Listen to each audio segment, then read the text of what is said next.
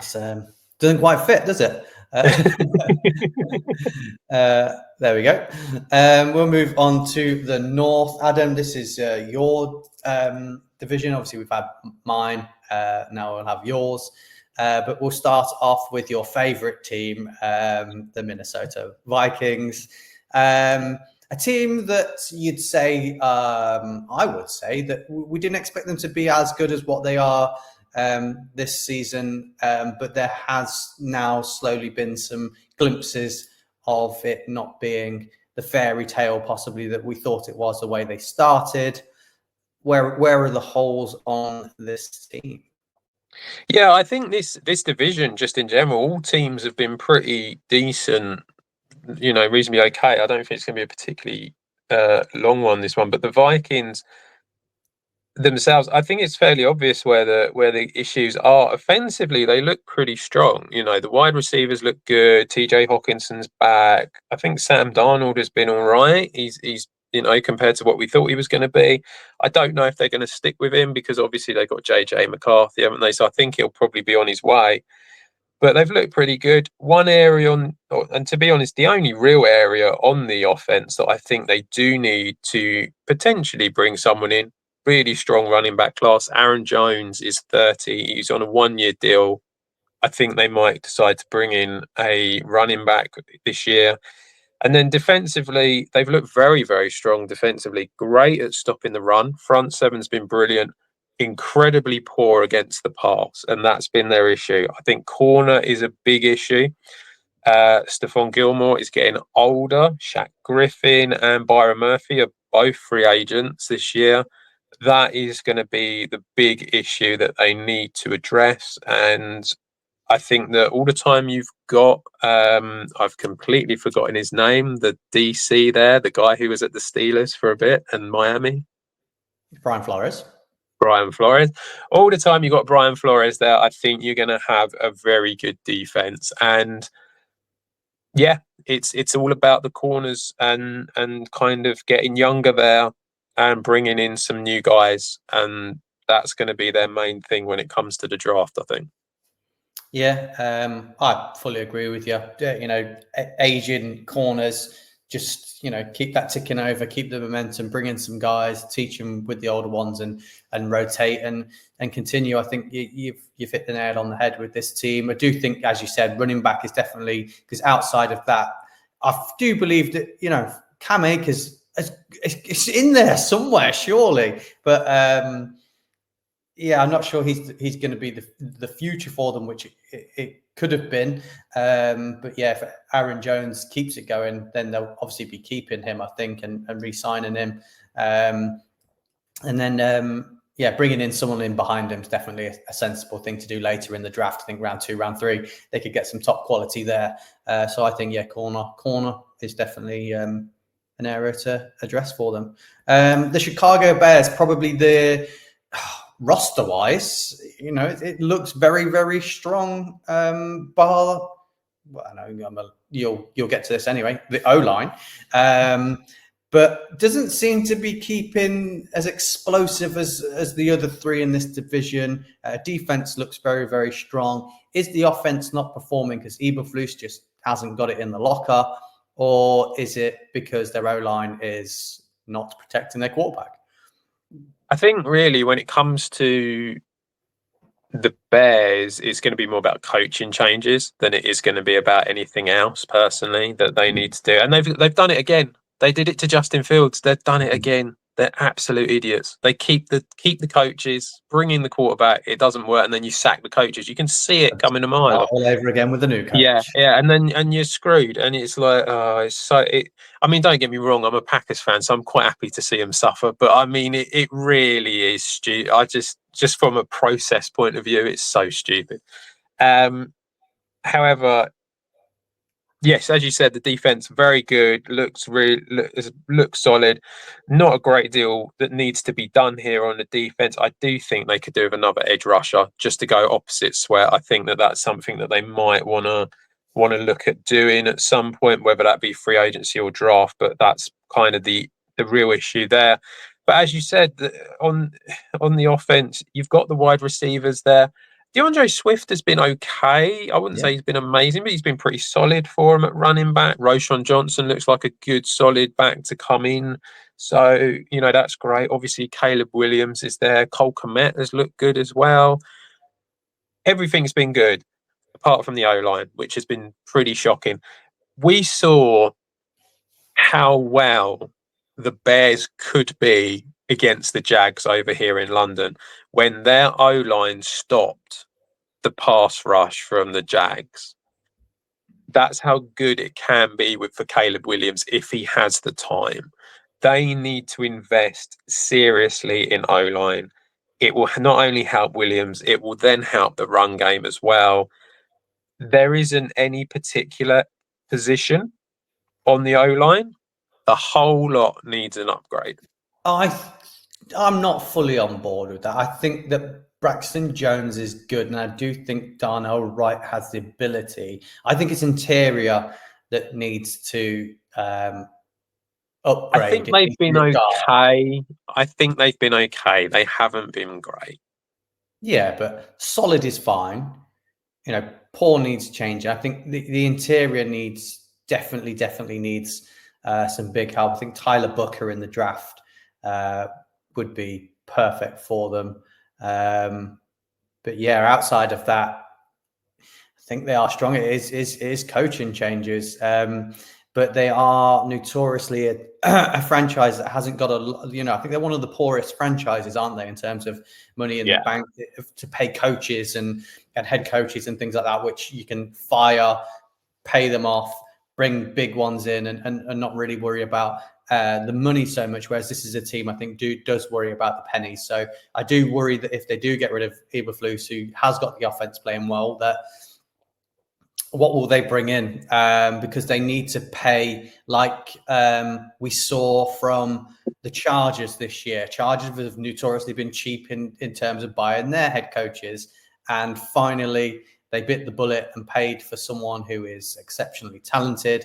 And look what that's done to them. I think Bears need to take a page out of their book and go, we won't take a gamble on a first-time head coach. We won't take a gamble on a coordinator that's, performing well and move them up. I think they try and go out and get someone that knows what they're doing and can really build a coaching staff to move this team forward, which has got talent everywhere on the field. It just needs the O-line strengthening up. Yeah. Adam, Green Bay Packers. One of the most talented young offenses in the whole of the NFL.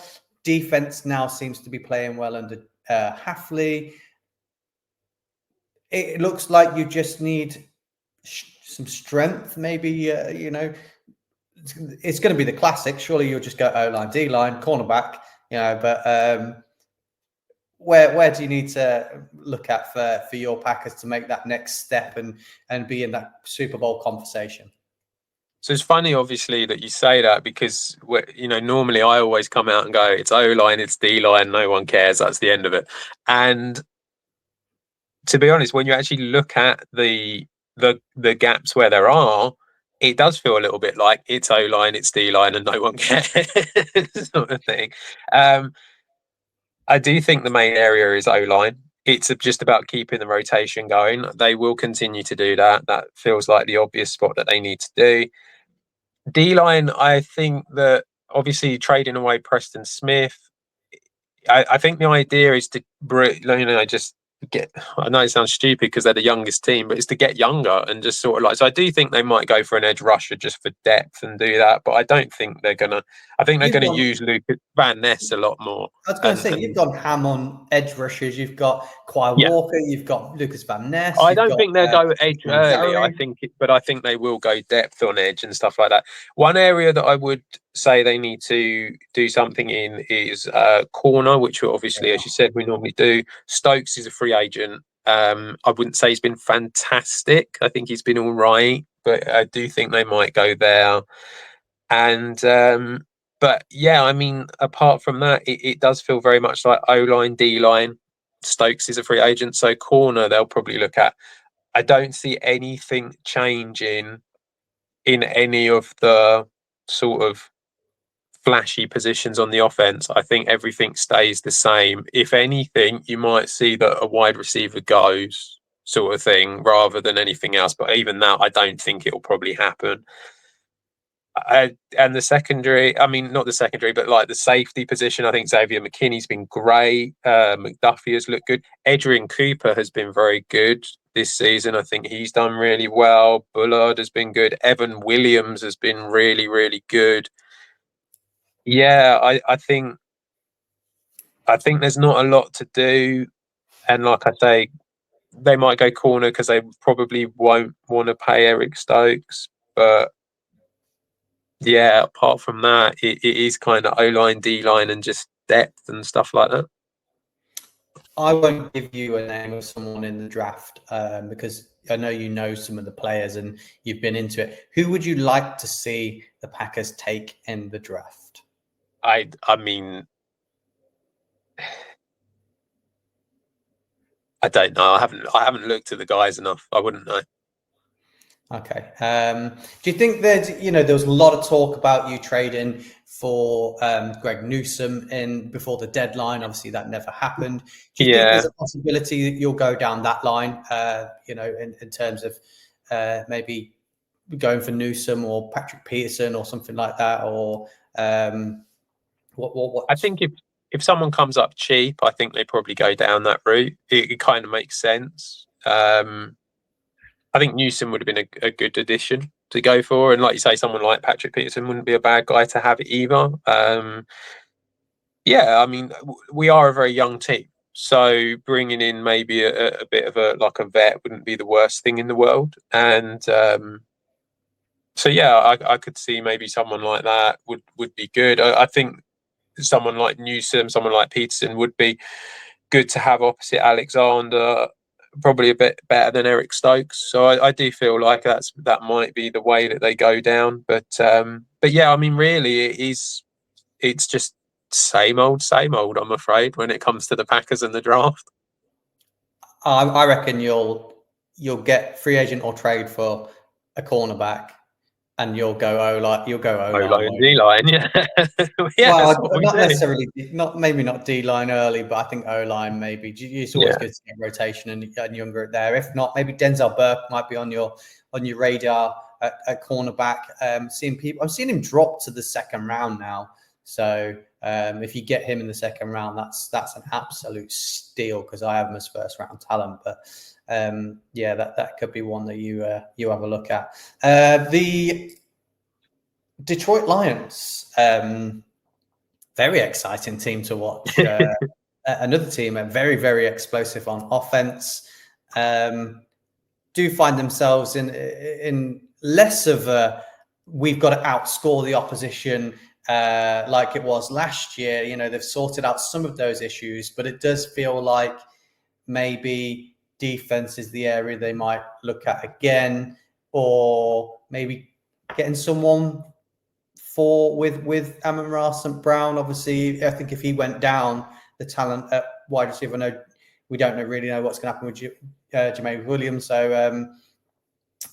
So yeah, I don't know. What's your feeling? Do you think they need to strengthen that wide receiving core, or do you think it's defense?